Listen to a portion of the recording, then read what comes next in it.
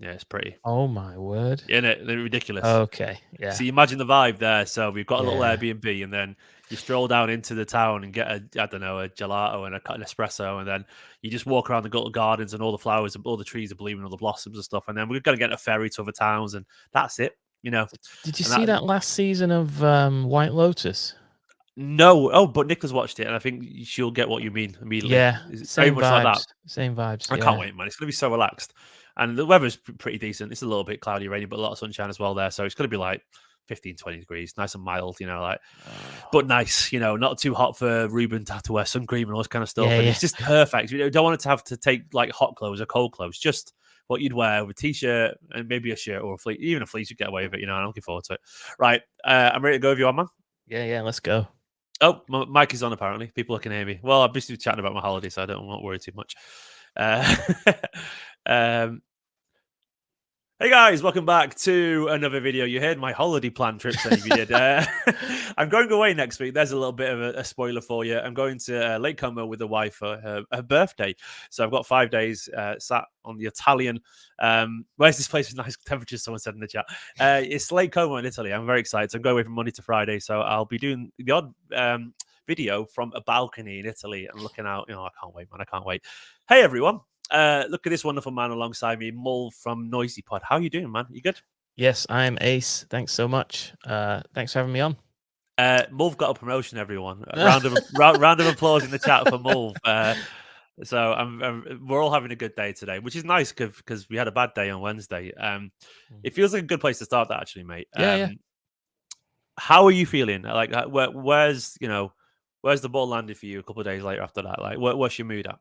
Just a big shrug of the shoulders, really. Like, that's the Champions League. The best team doesn't always win it, and I can't say anything too negative about the team, about Pep on the night. Maybe we, over the 2 legs, maybe we played within ourselves a little bit attacking wise, but no, that's just the way it goes sometimes. I would say Madrid quite lucky to go through. Their goals were particularly the first leg, a couple of deflections. I just don't think we had that cutting edge that we might have had, say, last season, and I think we'll be looking to rectify that over the summer, to be honest. What was the problems, do you reckon, out of curiosity? Like, because I've seen a lot of people talk about Haaland, a lot of people talking about different issues in the team. What is it that you felt like we missed on the night? I would start with the opposition, right? It reminds me of what Arsenal did to us, and I think that's got to be always the first thing you look at. What were the opposition doing? How were they nullifying us? Yeah. And to be fair, it's not pretty, but it's when a team, when good teams can play low blocks like that, like Arsenal did, like Real Madrid did, it really, because we've sort of got all of our eggs in the Haaland basket. Yeah. Strategically, when they nullify him, we have to find other ways to win, and we've not done that very well this season, I don't think so. But no worries that Pep won't figure that out. I'm sure he will, whether it's with the players we have now, or if there's somebody I'm calling him like a worldy creative player in the summer. So yeah, it was tight margins. Penalty shootout is always a toss up. So got no complaints really. And more than anything, now that we've won it, I'm very relaxed about it. And to be fair, I don't know if any of your followers, your watchers, what do you call them? Your people? I would say my disciples. Your gente. To gente. My gente. Yeah, that's exactly what I was going for. Yeah. They know me. They know I don't like the Champions League. Don't you? I don't rate it. No, I think it's don't rate it. Is it overrated? It's the original. It's the original Super League. It's the original financial doping. I don't like it. I only wanted to win it out of spite. So now I can go back to disliking it. Were you that clip of that Arsenal fan who didn't celebrate Harry Kane's goal when we won the Champions League? Did you ever see that one? Like, stony faced. I refused to celebrate Harry Kane England goal. Was that you when we won it? Were you there? No, because it's part of a treble. So yeah. And out of spite, you celebrated it. Like absolutely. Now, I tell you what, the way I treat the Champions League now is I'll sit down and I'll have a nice tropical flavored drink, Oh, and I just what enjoy flavor? it. What You know, any particular it's tropical something flavor? with Bacardi in it. You know, something like Oh yeah, that. You know, something Bacardi with Breezer. Bacardi and a cherry and an orange in it, and As something soon like as the that. Gazprom music hits, you're like, Yeah, "Boom, Bacardi Breezer." yeah. That's a And way I to go. and I just really try to enjoy it. I especially enjoyed the first leg against Madrid. I thought it was wonderful football, a spectacle, and that's the way I look at it now. And if we win, it's a bit of a bonus. It's a good spot to be in. No, I agree. Broadly speaking, I do think you have to sort of to assess it. I think you have to step back and look at the bigger picture. And Mhm. conveniently, I was sort of having a debate with a Chelsea fan for some of the content I did recently. Um, and they were talking about the biggest club and all that kind of stuff. And the Chelsea guy was like, "Oh, we're bigger because we've got two Champions Leagues." And I'm like, "Well, you're talking about the margin of one here, like, and that's how small the gaps are, And unless you're Real Madrid, Mm, even the Liverpool going about, they got six. It's like it's a lot, but it's not insurmountable numbers. As I'm saying, then you talk about Ferguson, probably fairly being talked about as the greatest manager of all time. It's two, and you see how hard it is to win it. Even Ancelotti's got the most, four. Pep's got yeah. three. You realize suddenly, like, it almost to expect him to win it 5 times out of 7 years or whatever. It's just not realistic for a reason. There's a reason no one has this incredible. I've won 10 as a manager record because it's just not a plausible thing to do. And you have to look at the probability of it all. And I think now we've won it and the way that we won it. Yeah, I feel the way you do. I'm calm about it. It's slightly different. Like I must admit, I never felt the connection with Champions League, but that's because I Mm, grew up and it wasn't part of my emotional agenda, if that's the way to put it. yeah. I wasn't bothered by it. Like it was never part of my world as a young City fan, and like there was something I looked at, but like I felt disconnected from it, and I've had to learn as an adult to care about it. Which is I think it's harder to learn to care about something as an adult because you're more aware of the context around it. Whereas when you're younger and it's part of your worldview, you can grow into it more. And I think that's the difference from people like you and myself, where we've been watching City since we were kids, and City weren't so good. I think it's probably harder to adjust to it a little bit, and I understand why someone Yeah. wouldn't adjust to it. When I must admit that when we won it, it did feel like out of spite too. It was like finally, Yeah. and I did enjoy it. I must admit, I did Oh, enjoy the yeah. relief that came with it, and I did enjoy, and I do want City to win it, but it definitely didn't hurt as much being Mhm. knocked out. And I think it probably didn't hurt as much because it didn't feel like we were wronged. Like Mhm. the way that the offside Spurs was painful, even though we weren't Oh, technically wrong, or the way that Madrid just sort of literally what was it? They just sucker punched us in two last minute goals, and even though they deserved that by doing it, it's a different feeling, isn't it?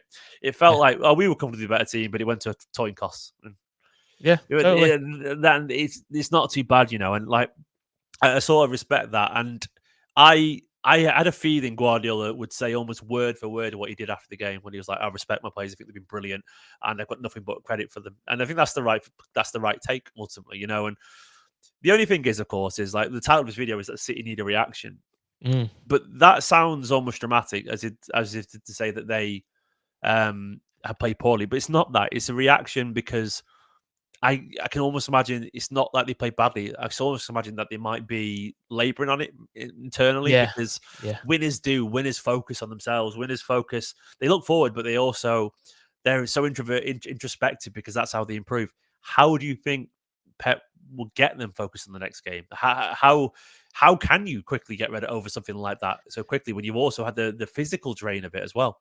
I think there's a few things going on. I think first of all, I would say from what I've seen the last few years since Pep's arrival, we've seen all the behind the scenes documentaries and all that stuff, and I would never for a minute doubt this set of players and this manager's Yeah, mentality as it comes to chasing trophies. They're just absolutely relentless.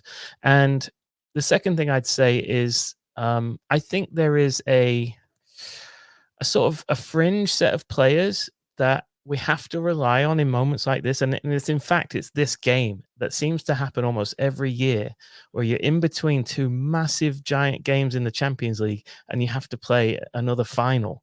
And you have to rely on that sort of fringe set of players to come in and have a hunger and try to prove themselves, not only for the run in this season, but for the future, for next season. So I think there's a few players here that will not need really much motivation because they know this is their chance to come in and cement themselves for playing time rest of the season and next year. So I'm not particularly worried about motivation for this weekend. I'm only worried really about fitness.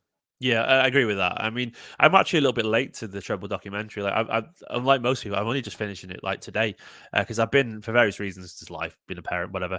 I've not had the space for it. And I've been catching up like episode every 3 or 4 days, and I finally Mhm. got to the last one, and it's really fresh in my mind still. And the one thing that was sort of reassured me, and you realize when you watch it, I wanted to do a video actually discussing like 5 things I learned from the documentary. I think it's a really interesting thing because you see why they are winners. Like the amount of players capable of doing, you know, put some big epic music behind its speech is ridiculous. Like they're all so capable of it. You know, they're all intensely focused, respectful footballers. And there was one particular moment. It was after the United game. You know, the 2-1 where we lost and everyone was fuming with the Rashford Yeah, stuff, the we got offside. robbed. Yeah. And watching how Pep handled that was like, it's like, oh, it's perfect. Like Pep, what really impressed me about Pep, and not that he wants my approval, but what really impressed me, like you can see how many strings to this bow he's got. Like he's got so many different. He knows exactly what to say and when to say it. Like he knows exactly, how to, get people going, and like the way that he approached that game after the United game. If you haven't watched it, the way he said it was the players are fuming, saying this is that, and they're all angry, and he just went, "Football, get over it, forget about it, done." And it was so he just literally knocked it out. He knocked it. He Hmm. just put a hat on it and said, "It's over. Don't worry about it. Move on." And I can guarantee at training, he would have been like, "No, no, no, stop it. Forget about it. Go," because he understands that there's nothing he can do. Obviously, Mo just mentioned in the chat the Southampton away speech. I got goosebumps that bit where Yeah. he goes like that. Looks them all in the Yeah, eyes. right in their eyes. Yeah. Terrifying. I Yeah. told Nicola about that, and she's like, "I would hate Pep." She's like, "I don't like anyone looking at me like that." She's like, "Nicola's a fiery little fucker," so she would have been like, but ultimately she respects it. But I do, yeah, his speeches and the way that I know he would have said afterwards. I think he would have diverted what they've achieved away to them. He would have got the players thinking entirely about what they can achieve and how lucky they are to be at Wembley and how a four-peat and how a double is just an astonishing thing to achieve the season after a treble. Mhm. And I do think he'll be focusing on that way. Of course, we've got the physical issue. I'm Mm. only just literally reading the press conference quotes now because I've been out all day preparing for my aforementioned holiday. And Guardiola said De Bruyne feels well, which is good. But Erling Haaland is the case of we will see. Apparently, they both had they De Bruyne felt his hamstring and Yeah. Erling felt muscular issues. Bearing that in mind, how much of rotation are you expecting to see? I would play our fittest 11, Stephen, and not because um, of Okay. the Premier League is the bigger Fish to task or fry, whatever, yeah. or the more important thing, but because I think playing the fittest 11 gives us the best chance to win this match. That's why. So Yeah, whoever they are, I would anybody who's sort of on the edge fitness wise. I'm available. Yeah. What do you play? Not football.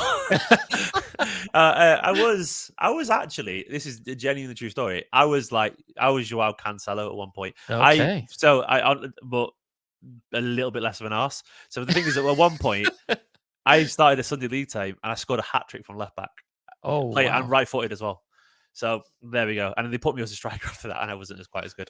There was a hat trick. No, it was two. It was a brace. It was a brace from left back, and the first one I dribbled past two people and killed it from 20 yards bottom corner. And the next one got through 1-on-1 and put it past the keeper. And I also won. My beef is I won the penalty shootout competition in training to be the penalty taker, and they didn't let me do anyway. The captain pulled rank. That was Still the annoyed at one that. that was the one thing I was good at, was taking Yeah, penalties. same. I was really good at taking Yeah. pens for some reason. I don't know what. But yeah, so I was like I was basically attacking midfielder, but sort of played wherever. Like Sami Nasri is who I like sort of base my game on. Okay. I love Nasri, by the way. Not a Nasri is bad player to he's a base your brilliant game on. footballer. Wow. Nasri is one of my favorite footballers. Yeah, yeah. It's not Wow. because I met him. That helps. But I loved him. What about yourself? What's your position? I see your son. Your son's good, by the way. Oh, thanks. Mulv's Thanks son very is much. good. He's good. He's way better than I ever was. No, I was too slow and fat, mate. Didn't stop Jan Mulvey. That's true. That's a reference because of that guy, isn't it? That's what the comedian. Yeah, yeah. Yeah, yeah, The greeter. yeah. Yeah, The yeah. No, greeter. Troy. I Was could it? pass the ball really well and take a good penalty. Nice. There we go. That's who else was?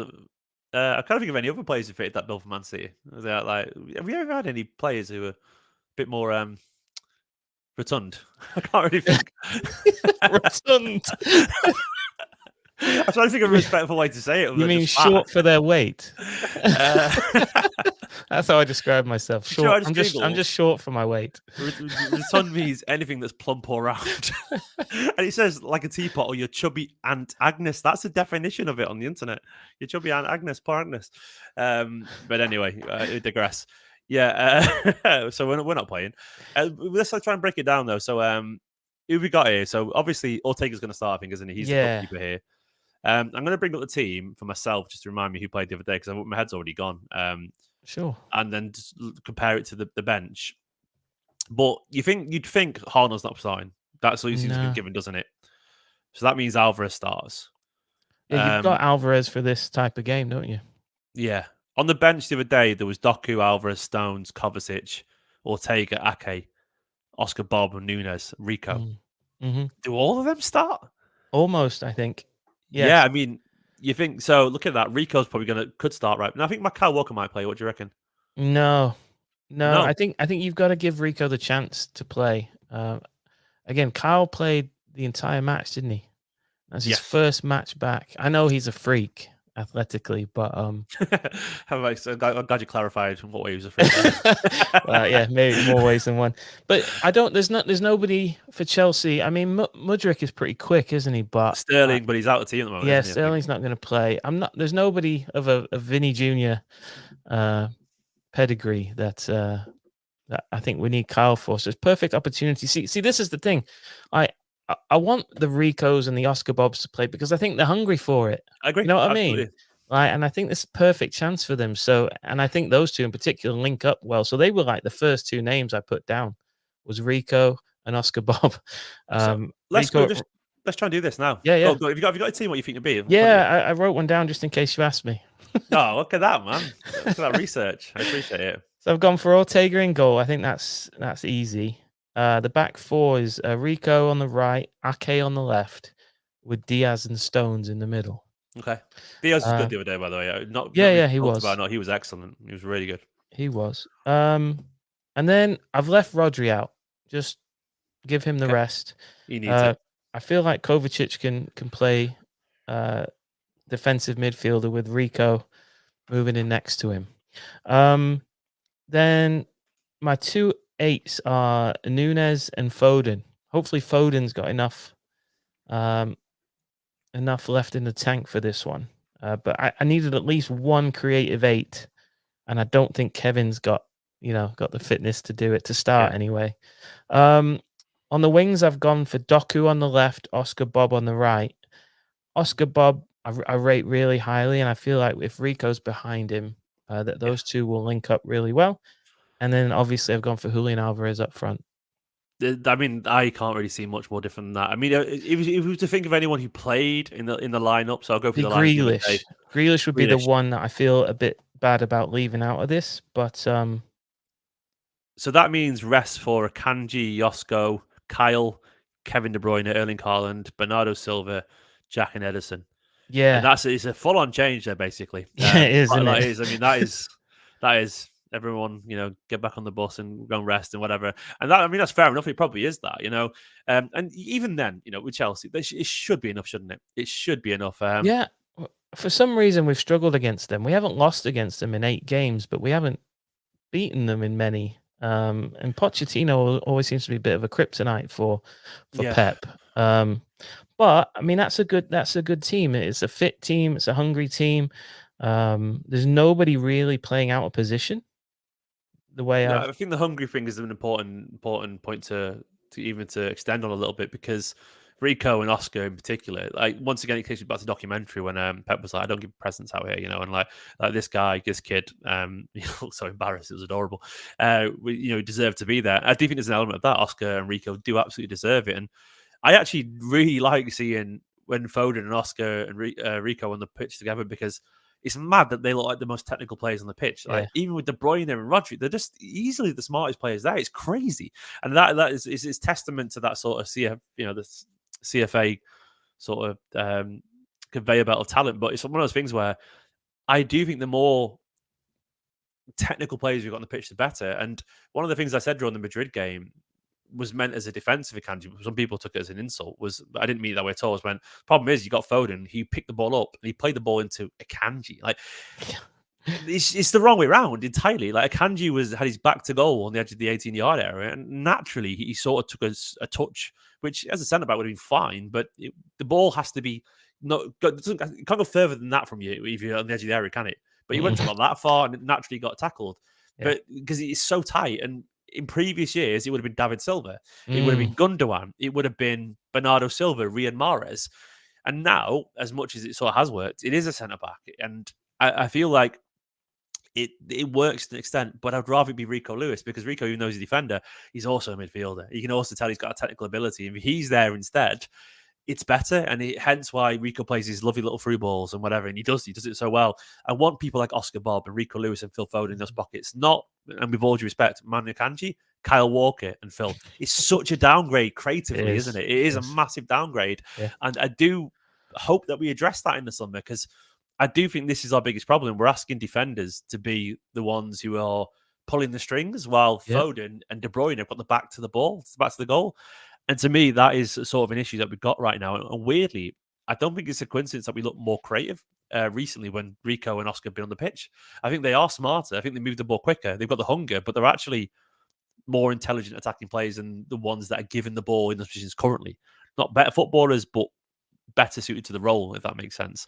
It's amazing how over the years, with Guardiola, his first couple of years, when we made more than 2 or 3 changes, sort of the flow went to shit. Now you can put these kids in who've come through the academy, and we almost don't skip a beat, like in terms of the chemistry. It's brilliant. Yeah, I mean, it's testament, of course, to him building a squad in his own image and so on, and having years and years with players. And then the ones that come in are obviously kids who know that style anyway. And it's great. And I think we'll probably see the benefit of that tomorrow. I don't know, maybe we will. I've not even asked. Are you confident for tomorrow? You know, like, where's your head at? I hadn't thought about it, actually. Yeah. I mean, I'm feeling quite positive. I've just listed the lineup, and I've not had to put anybody out of position, really. So I feel good about that. Yeah, why not? I mean, I think it's time we beat Chelsea. I know that's not that's just sort of vibes, but yeah. No, I feel good. How about you?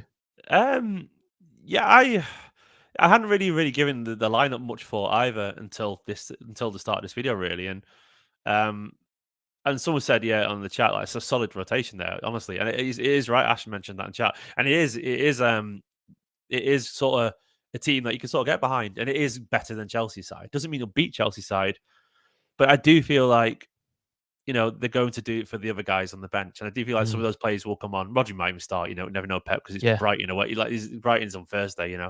I do think we're at the stage of the season now where they're like go on 2-3 days off. Get down to Brighton early, spend some time on the beach, get a stick of rock. That's what I'd be telling if I was Pep. But it's one of those things where I'm pretty confident with that side. I think. I can see us getting through to the final. And the only thing I would say is that you fool Pep once, got me. Fool him twice is Pep's fault. I don't think you fool Pep 3 times. That's what I hope. I really don't. And the thing is, the brilliant thing about Pep is the more information you give him, the more likely he is to solve the problem. And he's had Chelsea up close twice this season that frustrated him. I just don't see him making the same mistakes. And I think there's an element of, because we're forced to change the team, we're forced to play fresh players, we're forced to play in a different way than we have in the other games. And that, once again, also might benefit us too, because it's going to be a different approach with different take.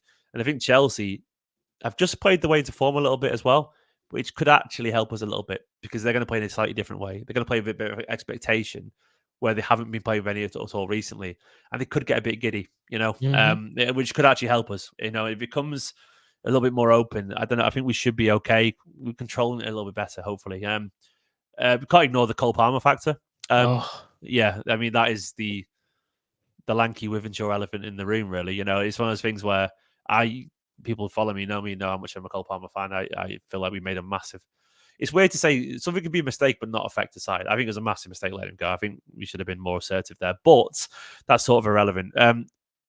Cole Palmer, you know, where you stand on that? Do you fear him as such? Is that the right word? What's your take on this? I'm massively biased. I'm a massive Cole Palmer fan. If you remember, we bought one of your T-shirts. You did, And actually, yeah. my son was wearing it when we met Cole Palmer in Houston You did. I've last just summer. remembered that. And Cole was the nicest guy, like wanting to take pictures with my son, and it was just fantastic. You know, I was saying, soon come indeed. I forgot about that. Yeah, him and James McAtee were obsessed with my son wearing this T-shirt, and that's bad. That it's weird. That, isn't it? yeah, it is. It's a weird thing that I just threw that up quickly in Photoshop. And your son wears it in another world. Yeah, I thought it was good as well. Yeah, great shirt, man.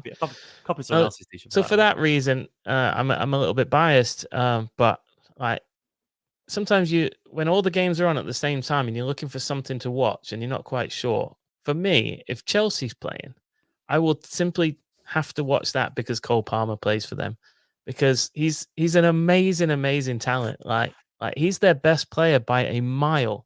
He barely puts a foot wrong, misplaces a pass. I think he's brilliant. I think he's special. Like, do you want? I don't get how people don't see it. I think there's a lot of like confirmation bias or just club bias. Like that goal he scored the other week where he took around the keeper and rolled it back. That was just what people talk about Mesut Ozil. You know, like it was literally that. It was a Mesut Ozil goal. Like that is his limit in my opinion. That level. And I know you could argue there's an argument to say that maybe he wouldn't quite fit into his Pep team. I mean, it's bullshit for what it's worth. But I do think there's an argument. I understand when people talk about where he'd fit, blah, blah, blah. But to deny his talent, I think is absolutely outrageous. Agreed. I mean, what annoys me is that everyone was so... I don't like to pull a rank card.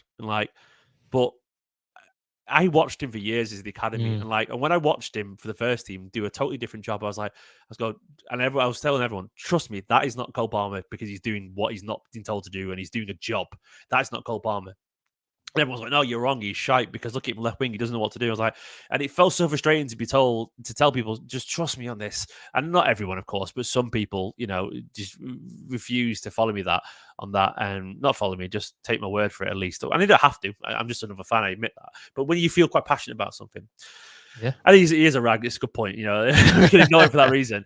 But I do know he wanted to be here. I do know he wanted to be here. He absolutely did. And you know, you turn around and say he's a United fan, but you know, City was his home. It was, you know, he was there since he was 8 years old. He, by choice, flew out to Porto to celebrate with the City fans in the Champions League final. You know, so to me, it was painful to see him go, and I think his talent is ridiculous. And I'm aware that he forces a lot, gives the ball away a lot, blah blah blah. But he's so naturally talented. He's so gifted, and it is a shame. By the way, I want to defend my pride a little bit here. Someone in the chat has called me out for did a video with Goldbridge. And can I say I nearly didn't want to do it? You know, I just didn't want to do it, but also I had to pay my bills, and they offered me money to do it. So there we go. And I had to defend City at the same time. So I want to just defend myself a little bit there because work is work, you know, ultimately. But anyway, Cole Palmer's great. And I feel like a penalty tomorrow is nailed on, right? It is nailed on, isn't it? Am I wrong? Yeah. No. Yeah. Probably. He's something from Cole Palmer is nailed on. Yeah. Yeah. So good. He's too good. Yeah. Just to elaborate, by the way, David, and the Goldbridge thing, I literally sat there, head in hands, talking about the Goldbridge thing and saying, I can't do it, can I? I shouldn't be able to do it because I don't. He's got me blocked, Goldbridge. Oh, really? Eventually she was like, just do the work and be polite, be an adult, go there, do your job and go home and talk about football and defend your club. And I was like, all right, there we go. So there you go, David. And you talk about principle and stuff, but you know, someone's got to defend Man City in those videos as well at the same time. And they offered me money to do it, and I need to pay the bills. So there you go, pal. Cassius for the super chat says, I don't feel the sting from the defeat of Real Madrid in pens. It felt like they played for penalties from the start. Kind of laughable how the mighty Madrid played low block for 120 minutes. Reminds me of the Rodri comment. What did you make of that? Me? Yeah, did you see the Rodri comment? Yeah. Oh, yeah. He's got previous for saying that. Things like that. When the other team doesn't come out and play, he will call them out, won't he? No, I mean, it is a bit of a sad state of affairs that Real Madrid, the mighty Real Madrid, have to play like that. But Ancelotti said it too, didn't he? He said it's the only way you can beat Man City. Yeah. Arteta turned up, tried the same thing. That people are taking, other teams are taking massive, either moral or actual victories on penalties. That is, by playing like that against City, and it's just testament to the sort of It's team a we are. compliment, isn't it? It's a Yeah, it compliment. is. It is. It I is. mean, there's nothing. And I actually think they're probably right. If they tried players head to head, we'd beat them 5-4, 5-2, or something like that. You know, like, we would do. And it is laughable. But it's not laughable. It's laughable. I would say it's laughable in a God, we're good kind of way, as opposed to what they're doing. I think I think we sort of forced him to play like that. And I do find it funny that Rodri's is a genuinely sore loser. And I think there's an element of like, there's a beautiful irony that he played for Diego Simeone and Atletico Madrid and like as a DM. Yeah. And I, come on, mate. But do you know what? He's that guy, Rodri, and he is. And there is an arrogance to his game. And I know because I've met him and he told me, instead of doing like, I've mentioned this anecdote a few times. I met Bernardo, Ake and Rodri, and with some fans from overseas fans who did the next and away from home thing, and they were like Bernardo and Ake were like, oh yeah, we'll try. Paco and Serkin, Paco the top bloke. Bernardo and Ake were like, oh, we'll try our best to win for you tomorrow. Rodri went, we will win tomorrow. You know, like proper like just say we will win tomorrow, and that was it. And then he scored the winner 1-0 against Aston Villa. So like, that's Rodri for you. Rodri is. He is that guy. So that's how Rodri reacts to things, because he does not accept anything other than his own terms. So yeah, I think it's brilliant. But Cassius, thank you so much as well for the super chat. And his other one, he said, a City double, baby. I can smell it and taste it, and it's a 5-star meal. Woo. Tasty. He's a poet, isn't he? I know. Yeah. And he doesn't know it. Cassius, thank you so much, man. I would love it. A double is phenomenal after a treble. The only way is down though, there, isn't it? Yeah. After that, that was always the problem, wasn't it? How are you ever going to top that? Just a single the year after. And along the lines of his past super, what is it called? Super chat. Sorry, I'm an amateur on YouTube. You've seen all the celebrating going on that City haven't done back-to-back trebles by some of our rivals. Mental that the bar is so high, isn't it? Or so low for them at the same time. I remember being in their shoes, like when United and Barcelona played. I think it was at Wembley in the Champions League final many years ago. I remember buying a City-coloured T-shirt that said Barcelona. You know, it was basically I was supporting Barcelona because I didn't want United to win the Champions League, and it's just everything's just totally flipped on its head. That is the ultimate you made it thing, isn't it? When you're cheering on the other side. And I did that. I used to do the same. Yeah, we all did. Yeah. I was like, what? It's not Hala, it's Hala Madrid. What's it for Barca? Is it Hala? I don't know what Hala means. Is it like go on? I don't know. What does Hala mean? I don't know. Is it praise or something? We will see. We'll see. I didn't know this. If this is true about golf, it's just mental. He said he's making a video about City players at doping. That's crazy. Oh, wow. Is he actually doing that? I'd be surprised with that, because that's literally libelous. If he's done that, like that is genuinely. I would presume in his cynical approach, he's smarter than that. But if not, Masim, thank you for the super chat for that. I don't know. I don't know. What I would say about Golbridge, by the way, presume it's all cynical. That is the last thing I would say. Everything he says, pinch of salt, performative. It's a character, literally a character. So you have to. If it gets you angry, David, he'll do it again, because he'll get you angry, and then he'll do it again, and he'll get you views, and that's how these people work. They don't care, because their bank balance goes up and up and up and up. And it's not for me, but he's mastered it, and there's an element of begrudging respect for that. I don't like it, but is what it is. Anyway, so back tomorrow. Back for tomorrow game. What are you? If you had to do the prediction, you had to. What would you go for? I'm hoping for no extra time, first of all, and obviously no penalties. It's so hard to predict, man. I don't know. Yeah, no, do I, man. I think I'm going to win. I think I'm going for 3-2. Okay. So well, maybe we can just talk about how are they going to set up? How are we going to set up? Just high level. Is it going to be an open game or what? Like, I'm going to look at Chelsea's recent results, because I genuinely can't even remember how they're playing currently, the team and so on. Chelsea, of course, the other day, man, they battered Everton, didn't they? 6-0. Yeah, they did. That day, Cole Palmer, Gusto, Chalaboa, Thiago Silva, Cucurella, Caicedo, Conor Gallagher. Palmer is the 10 with Mudryk and Maduaka kind of flanking him, and Nico Jackson through the middle. I think Kuku's back, actually. Someone mentioned that earlier in the chat. Don't think he'll start. He won't start, though. He wasn't even on the bench the other day. You'd presume not, anyway. Maybe we'll do. It is weird looking at Chelsea. They're not going to be as deep as Real Madrid. No. I don't It's think going to be more open than that. they're not as mature as that, are they? I don't think they are. So I think that favors us. Yeah, I'm feeling quite confident. I think don't we'll look at beat that them. team and see a lot of maturity. I Like, don't think it'll be high scoring though. you reckon? No, I think it'll be like a 2-1 or a 2-0, something like that for us. Yeah. I'll take that, man. I'll take that. Yeah, we'll see. I'm not going to go much longer if that's all right, Will, because I've got I think I'm going to wake up Ruben. He's just fallen asleep. But All good. But it's been a pleasure chatting, man. And Yeah, always. Ali was in the chat, by the way, who's on from the Tifo. I think, are you doing a watch on for the match? He knows the answer, but he's getting me to mention it. Ali literally is part of the Tifo team. My watch long will be on Tifo tomorrow. I'll put a link in the top of the description of this video. I forgot to do that. Of course, it is invite only. Pretty much, you guys watch it. I don't put it too public. Come and join me tomorrow if you want for the watch along, and I'll probably put it on the Instagram story as well. For now, though, Mulv, you're a legend. Thank you very much. Congrats, by the way, everyone. Mulv's got a promotion again. Thank you very much. Thank you very much. Mulv now is the owner of the Noisy Pod. That's a joke I made before, right? Off the camera, I made that joke. Anyway, thank you very much, everyone, for watching. Please give the video a like. Of course, check out Noisy Pod, a wonderful podcast. America's biggest Man City podcast, right? We say favorite because we're not quite sure we're the best, but we think we're everybody's favorite. So you're definitely the biggest, though, right? You are. Who are the other American podcasts? This whole thing about being the biggest is a bit of no, it's the only thing that matters in football, you know. You got to take it, man. You got to take it. No, thank you, mate. Thanks for having me. Favorite is what it is. I love all the American content creators, all legends. Guys, thank you very much for watching. Give the video a like. Go and give some love over to Noisy Pod. Follow them on Twitter.